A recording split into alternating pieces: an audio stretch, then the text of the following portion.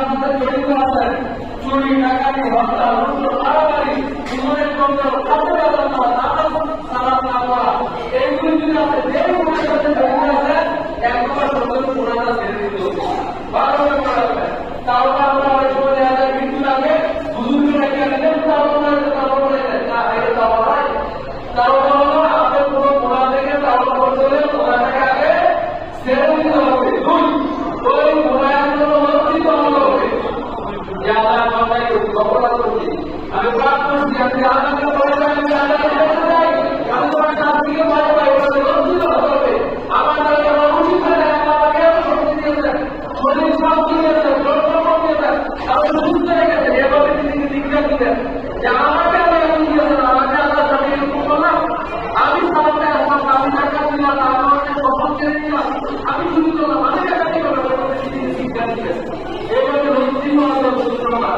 3 নম্বর হলো যে আমি আল্লাহ এই কাজ আর করবো না, এই কাজ আমি আর করবো না, দৃঢ় সংকল্প আমার নিজের সাথে, এই কাজ আমি আর করবো না, এইভাবে নিজের সাথে দৃঢ় সংকল্প করা। এই 3টা শর্ত যদি পূর্ণ হয়, আল্লাহ করতেছেন যে কোনো বাচ্চা যদি এই 3টা শর্ত পূরণ করতে পারে, বলেছেন 3টা শর্ত যদি পূর্ণ হয়, বান্দা যত গুণা করতে পারে, বিধাতার গুণা, কুকুরের গুণা, আপনার যত বড় গুণা হয়, ইল্লা মান তাবা ওয়া আমানা ওয়া আমিলা আমালান সালিহান,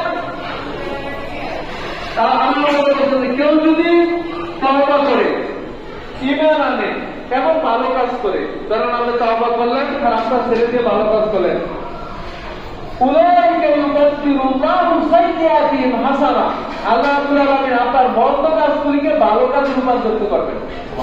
আপনি করেন 15 বছর 20 বছর তাবৎ সিয়াম রাখেন নাই, নামাজ পড়েন নাই, যাকাত দেন নাই, অন্যের উপর অত্যাচার করতেন, এই যে গুণাগুলি জমা হয়েছে, এমন আপনি তওবা করার কারণে এই গুণাগুলিকে আল্লাহ রাব্বুল আলামিন ভালোতে রূপান্তরিত করে দিবেন।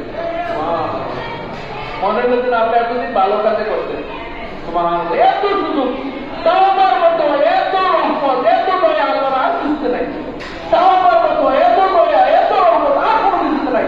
আপনার 70 বছর 60 বছর পাপ করতেন, আর একদিন তাহাজ্জুদের জায়নামাজে বসে 2 রাকাত সালাত করে চোখের পানি ফেলে দিতে আপনি বুঝাইতে পারেন যে আল্লাহ অনুতপ্ত, আমি লজ্জিত, আমি অপরাধ করেছি, আমি অন্যায় করেছি। আল্লাহ আপনার 60, 70, 50 বছরের গুনাহকে এক মিনিটের মধ্যে মাফ করে দিবেন। এর চেয়ে দয়া রহমত কি হতে পারে?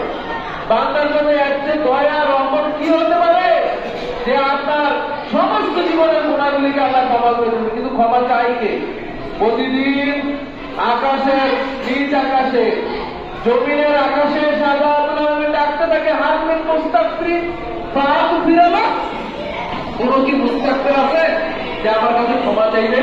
পাপ করতে করতে জীবনটাকে শেষ করে দিতে, অন্যায় করতে করতে জীবন শেষ করে দিতে, আমার কাছে কি ক্ষমা দেবে কেউ আছে? চিন্তা করে, ছোট বড়